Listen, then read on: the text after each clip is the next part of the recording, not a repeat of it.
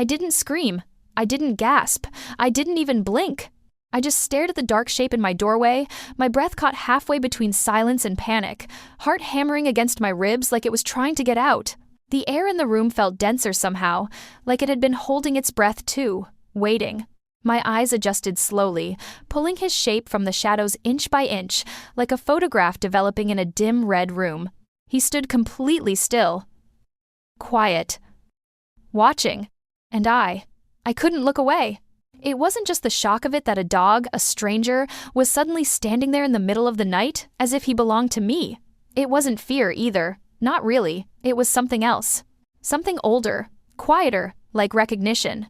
Like the part of me that had been numb for so long suddenly remembered how to feel. His eyes locked onto mine, gold-flecked, deep, still. And in that instant, something inside me cracked. He stepped forward, one paw at a time, slow and deliberate, like he was afraid the floor might shatter beneath him. The sound of his claws clicking against the hardwood was soft, but in the stillness of the night, it echoed like thunder. I didn't move. I didn't need to. Somehow, I already knew he wasn't here to hurt me. He stopped beside the bed, his head tilted, then lowered, pressing gently against the edge of the mattress, like a ghost returning to the only place it ever felt real. I exhaled. Until that moment, I hadn't realized I'd been holding my breath. I should have questioned it. I should have reached for my phone. Called someone, taken a photo, done something. But all I did was stare down at him, fingers trembling as they moved on their own, reaching out slowly, reverently, and brushed against his fur. He was real. Warm, coarse fur, solid muscle beneath. Not a dream. Not a memory, not some hallucination born from loneliness and insomnia and too many nights spent talking to the walls. He was here, and I couldn't say no. I don't even remember falling asleep, just the feeling of his head resting on the edge of the bed. The warmth of his body curled up beside me on the floor, the quiet sound of his breathing, deep, even, reassuring. And when I opened my eyes the next morning, he was gone. The indent on the rug was still there. A perfect oval, pressed into the floor where his body had been. I sat up, dazed, confused, half convinced I'd dreamed it all. But then I saw it, a single strand of black fur on my sheets. Real, tangible, proof. I didn't tell anyone. What would I say? That a strange dog came into my room in the middle of the night and laid beside me like he'd done it 1,000 times before? They'd call me crazy. Maybe they wouldn't be wrong. But there was something about the way it happened, the quiet of it, the comfort, the rightness that made me keep it to myself. A secret, folded neatly and tucked between the creases of my chest where all the broken things live. The second night, I left the door open. I didn't plan to. Not consciously. But as I stood in the hallway brushing my teeth, I looked at my bedroom door and felt this tug in my chest, this irrational sense that if I closed it, he wouldn't come back. And if he didn't come back, I didn't know what I'd do with myself. So I left it. I climbed into bed, pulled the covers up to my chin, and listened. Every creak of the house sent my heart leaping, every gust of wind against the window, every shift of the pipes. I felt like a child again, waiting for something magical to come crawling through the dark. And just after midnight, he did. The sound was the same soft, deliberate footfalls on the hardwood. The faint rustle of fur brushing against the doorframe. The presence. Not loud, not dramatic. Just there. He came to my side of the bed like before, resting his chin on the mattress with that same quiet dignity, and waited. No bark, no growl, no whining. I didn't hesitate this time. I slipped my hand into the thick of his fur and felt the weight of him beneath my palm. Solid, alive, familiar. "Hey," I whispered. He didn't move, just kept watching me. His eyes caught the light again, those golden flecks swirling like dust in a sunbeam. I wondered where he came from, who he belonged to. But I didn't ask out loud. Maybe I didn't want to know. Maybe the mystery made him more mine. After a while, he settled on the rug again, closer this time. I dangled my hand off the bed, and he pressed his body into it, his breath warm against my skin. That night, I slept more deeply than I had in months. Maybe years? When the sun rose, he was gone again. It became a rhythm. He only came at night, always after midnight, always without a sound, and I never saw him leave, never heard the door open or close, Just woke to an empty room and the faint echo of his warmth still lingering in the sheets. I started calling him Night. It fit. Not just because of when he came, or the color of his coat, but because of the feeling he carried with him, that hush, that solitude, that gravity, the way he filled the room without making a sound, the way I could feel the loneliness leave my chest, one breath at a time, when he was near. I didn't tell anyone. Not even Lara. And Lara's been my best friend since we were 12, back when my idea of a good time was drawing in the margins of my notebook, and hers was sneaking mini bottles of nail polish from CVS. We've seen each other through breakups, breakdowns, and that one terrible week in college when I shaved half my head because I thought it would free me spiritually. But even with her, I kept this close. Sacred. Because Night wasn't just a dog. He was something else. A presence. A pause in the noise of my mind. The calm in the eye of the storm. And deep down, I think I knew if I spoke about him too soon, I might break whatever fragile spell kept him coming back. On the 7th night, I cried. I didn't mean to. I'd managed to keep it all together until then. The days felt lighter with the thought of him waiting on the other side of darkness. The nights didn't feel so long, so sharp. But that night, the dam broke. I was brushing my hair in the mirror when I got the call. Mom, her voice shaking on the other end, said she'd gone by Dad's apartment and found the door unlocked, everything inside untouched but cold, too cold. He was gone. Just like that. No warning, no letter, just silence. The kind he'd always carried around in his coat pockets. The kind that could swallow a room whole. I dropped the phone, sank to the bathroom floor, curled in on myself like something folding back into the earth. And that night, when Night came in, he didn't wait at the side of the bed. He jumped up, silent, strong, certain. His weight pressed into the mattress as he curled beside me. His body flush against mine, no hesitation, no fear, like he knew, like he'd always known. And when I buried my face into the thick of his fur, sobbing until my chest ached and my throat burned, he didn't move, he didn't flinch. He just stayed. Until I fell asleep, tears still drying on my cheeks, wrapped in the quiet comfort of something that wasn't trying to fix me, just hold me. After that, everything changed. I started to need him, not in the way people need coffee or comfort food or validation from strangers online. I needed him the way lungs need air. Because the grief didn't come in waves, like they say it does. It came like a flood, all at once, crashing down, no warning, no mercy. Every morning, I'd wake up gasping for breath, reaching for a warmth that had already vanished with the dawn. Every day, I'd move through the hours like a ghost, barely tethered to my own skin. And every night, he came back. Sometimes he'd curl beside me. Other nights, he'd stay on the floor, close enough to touch, but distant enough to give me space. He never asked for anything, never demanded, never expected. He just was. And I found myself talking to him, whispering secrets into his fur, telling him stories I'd never told anyone, things I hadn't even admitted to myself. I told him about my father, how he used to read to me when I couldn't sleep, his voice low and slow and patient. I told him about the guilt I still carried from the night I didn't pick up his call. I told him about the time I ran away in high school and ended up sleeping in a library stairwell, too proud to go home and too scared to move forward. I told him everything. And he listened. Without judgment, without pity, just listened. And somehow, that was enough. One night, weeks later, I woke to find him already in my bed, head on the pillow, body curled around mine like a guardian. My hand was resting in the thick fur of his chest, and his heart beat steady beneath my palm. And for the first time in months, I didn't feel alone. For the first time in years, I didn't feel lost. There's something unspeakable about that kind of connection when your grief finds a shape outside of yourself. When the darkness doesn't just sit in your chest, choking the air, but walks beside you, quietly, gently, asking nothing, offering everything. Night never said a word. Of course he didn't. But every time he came, I heard something louder than any voice. I see you. You are not forgotten. You are not alone. I don't know where he came from, or why he chose me. But I knew, somehow, that as long as I left the door open, he would keep coming back. And I would never say no. He was still warm beside me when I opened my eyes. The room was soft with that silver blue before the sun fully wakes. I didn't dare move. My body was cocooned in stillness, my breath shallow, heart slow. Knight's chest rose and fell with mine, the rhythm of his breath sinking to something deeper in me, like he'd been waiting for me to return from whatever dream I didn't remember. My hand was still pressed into his fur, my fingers curled slightly, instinctively.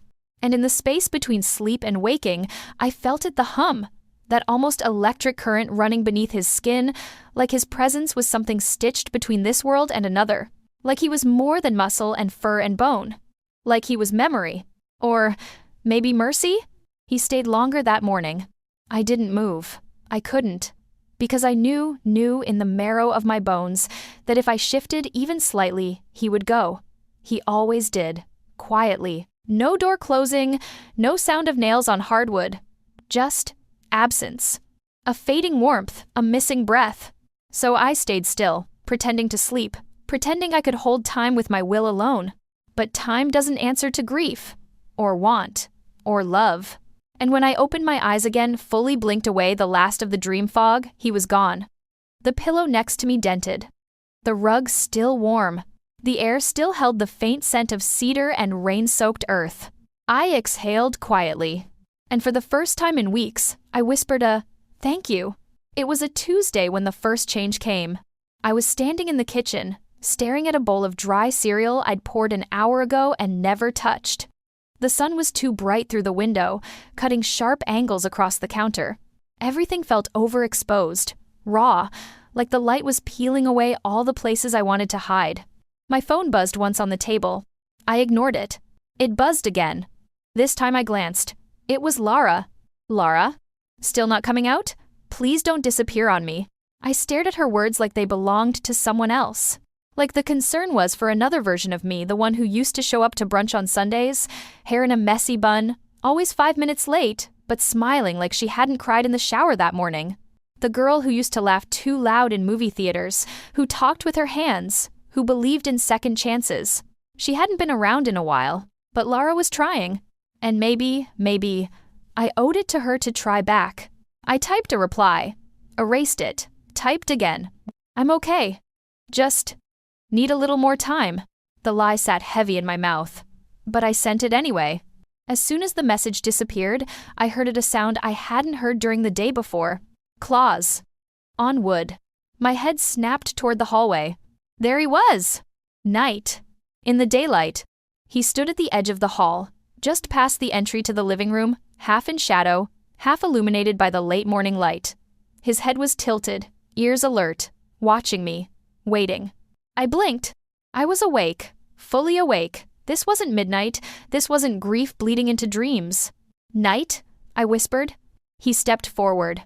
One slow, deliberate movement. My throat tightened. Because in the daylight, he looked different. Bigger, not in size, but in presence. His fur gleamed, thick and dark. And his eyes, they weren't golden anymore. They were almost amber now. A richer hue, like tree sap caught in sun. I crouched down, slowly, carefully, like I might startle him. But he didn't flinch. When my hand touched his fur, he leaned into it firm, grounding. Like always. I sat there on the floor, cross-legged in front of him, and just breathed him in. "What are you doing here during the day?" I asked, almost afraid the question itself might make him vanish.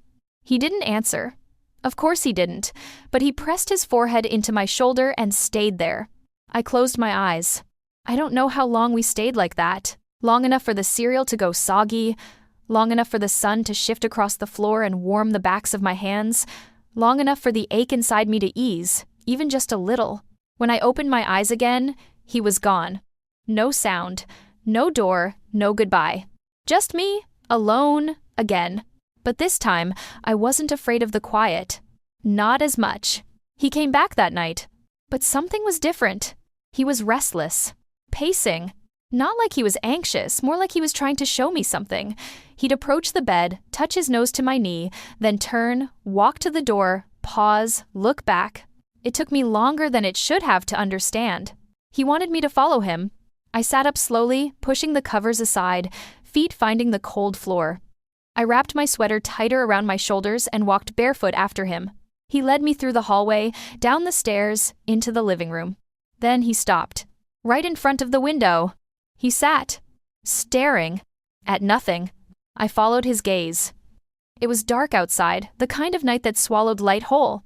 Just the faint outline of the trees beyond the yard, the quiet hum of wind against the glass. I stepped closer, and for a moment, I thought I saw it.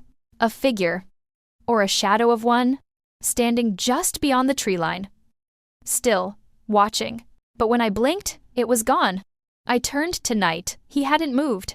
"Is someone there?" I asked, but the words sounded foolish even as I said them. He glanced at me, then turned and padded back toward the stairs. I followed. Back to bed. Back to stillness. But the image stuck with me, that sliver of darkness in the dark, that feeling in my chest like a memory I didn't own. The next few nights, he repeated the same pattern. Came to my room, touched his nose to me, walked to the window, stared, and every time I followed. Every time I thought I saw something just beyond the trees. And every morning, I woke up a little more hollow. Not because he left, but because I knew deep in some place words don't reach that something was shifting. He was trying to show me something, or maybe prepare me for something, but I didn't know what. And that scared me more than anything. On the 10th night, I dreamed of my father. Not like before, not fragmented, not faded, but vividly. He was sitting at the edge of my bed, reading from a book with no title, his voice low and kind, like warm honey over wounds. Night sat beside him, and when I reached out for them, they both turned away. I woke up crying, tears soaking the pillow, chest heaving, that cold emptiness swallowing my breath before I could name it. He came to me then, Night, curled up beside me, pressed his head against my heart. And for the first time, I felt it. The tremor in his body. He was shaking. I sat up fast, hands on either side of his ribs. Hey, what's wrong?" I whispered. His eyes looked dull, his body tense.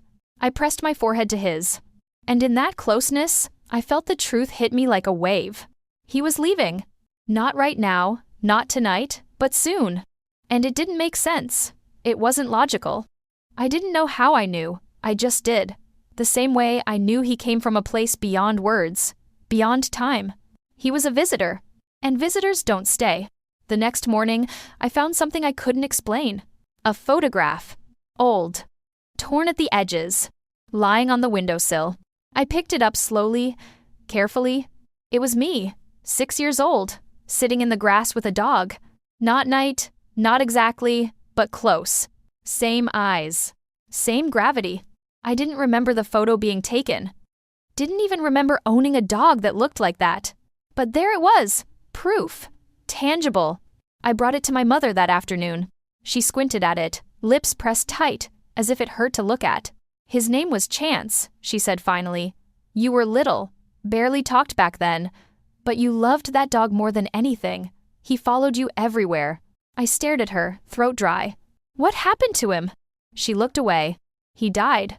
When your father left, you shut down after that. Wouldn't eat, wouldn't speak for weeks. We never replaced him." I went home and sat on the edge of my bed, photo in hand, heart unraveling in slow, quiet loops. Chance. Not Night, but maybe always the same. That night, he didn't come. I left the door open, waited, listened. But the house stayed still. Empty. Too quiet. I curled into the sheets, pillow clutched to my chest, trying not to cry, trying not to panic, trying not to need the impossible thing that had somehow become everything. At some point, I fell asleep. And sometime in the darkest part of the night, I felt the shift. A warmth beside me. A breath against my cheek. I opened my eyes. He was there, but smaller, dimmer, fading at the edges. I sat up, reached for him. My hand passed through his fur like mist. "No," I whispered, voice cracking. He looked up at me, eyes soft, glowing faintly. And then for the first and last time he spoke. Not with words, not with sound, but in my chest. "You remember me now," I gasped. My hands trembled. "Don't go," I begged. But he only nuzzled close once more, the way he did that first night. And when I blinked, he was gone. This time, for real. No warmth, no fur, no breath. Just a photo on the nightstand, and the echo of something pure and ancient and kind. Closer than breath, quieter than grief, and somehow still with me. I didn't move for a long time. I sat there on the edge of my bed, legs curled beneath me, wrapped in the quiet like it was a second skin. The air had shifted, subtle but certain. It was as if the house itself knew a weight lifted, a presence gone. The silence wasn't empty. It was full of after. That's what grief becomes, eventually. After. I reached out and ran my fingers over the photograph, still lying on my nightstand.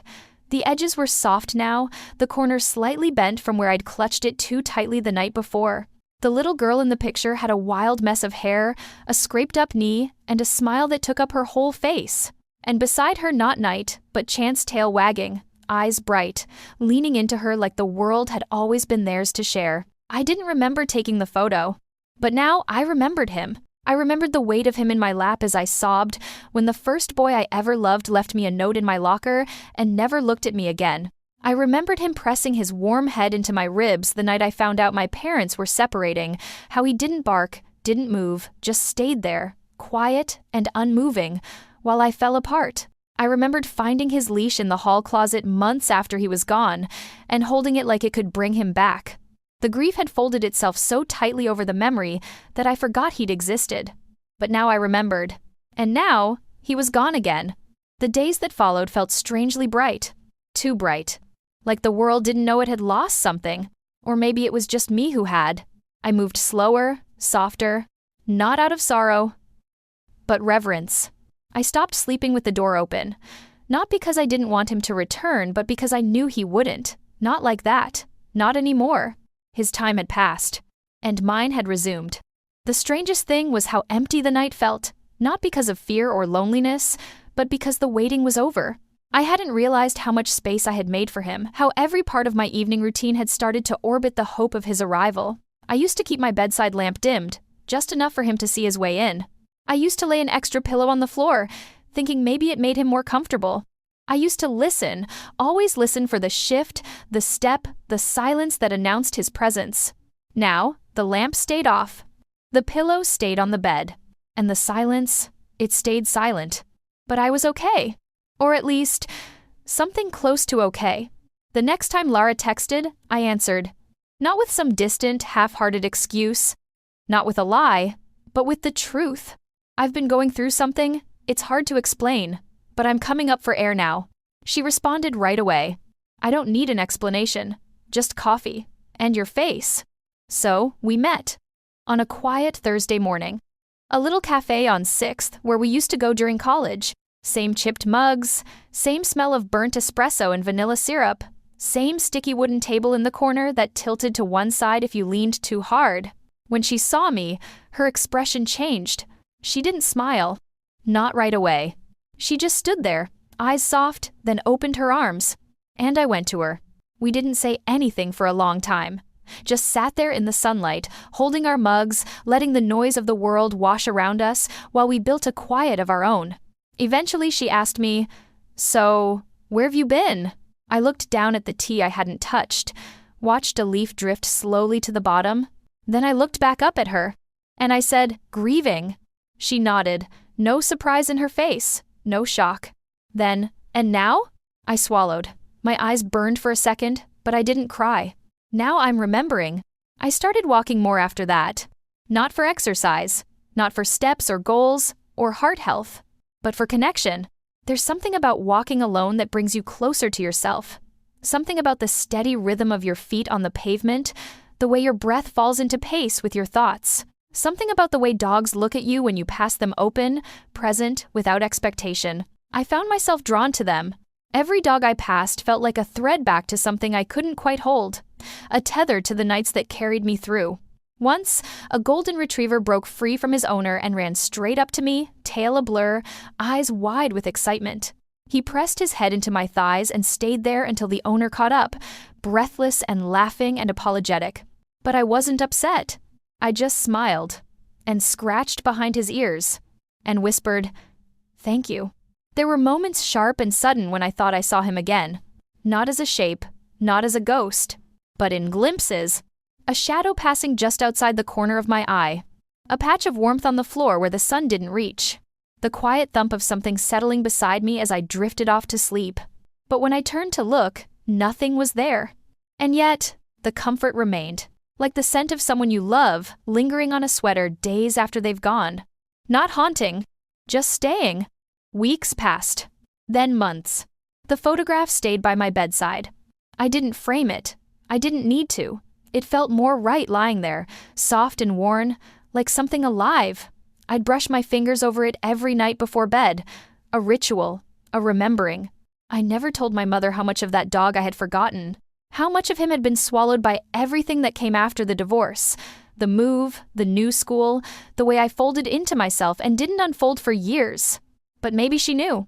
One evening, as we sat on her porch, watching the light dip low behind the trees, she turned to me and said quietly, "You know, after Chance died, I thought I'd never see you smile like that again." I looked at her, surprised. "You smiled for him more than you ever did for us," she continued, not unkindly. It scared me, but it also gave me hope. I didn't know what to say, so I just reached for her hand. And we sat like that, in the fading light, two women who had both lost things they didn't have words for. The anniversary came quietly. 1 year since my father died. I didn't mark it on my calendar. I didn't tell anyone.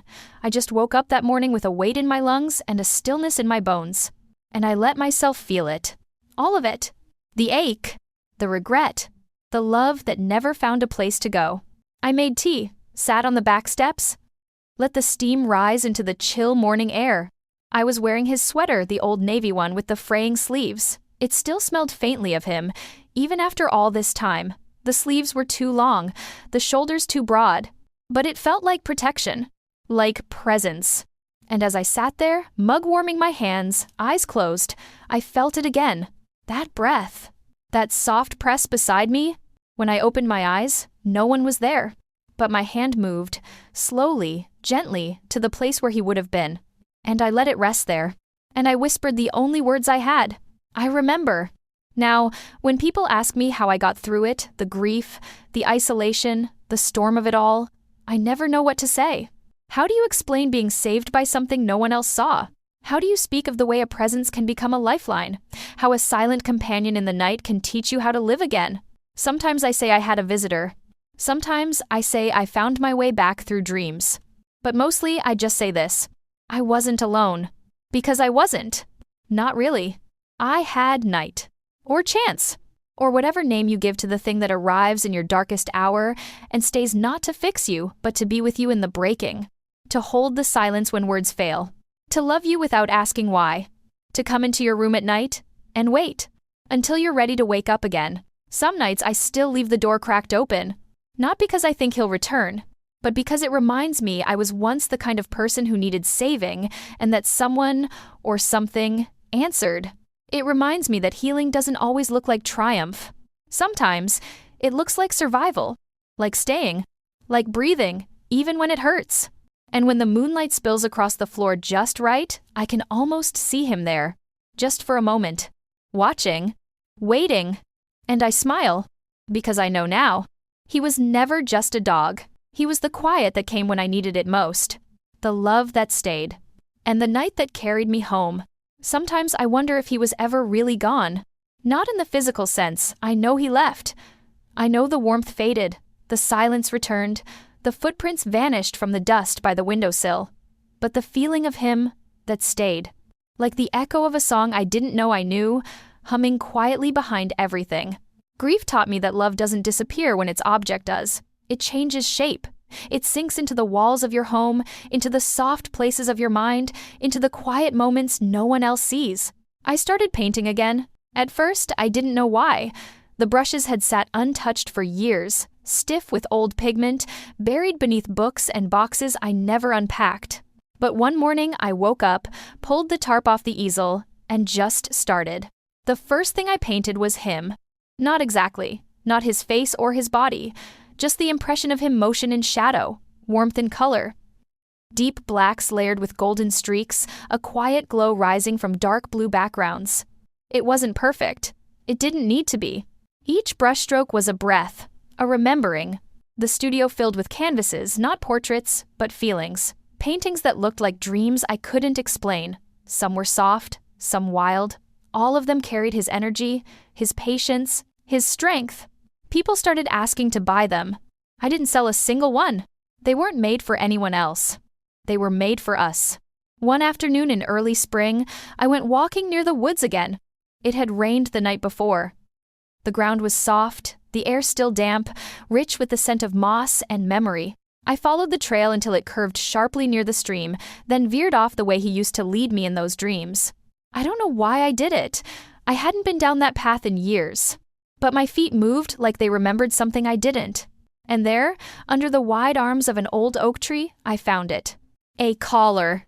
Old, weathered, half buried in the dirt and leaves.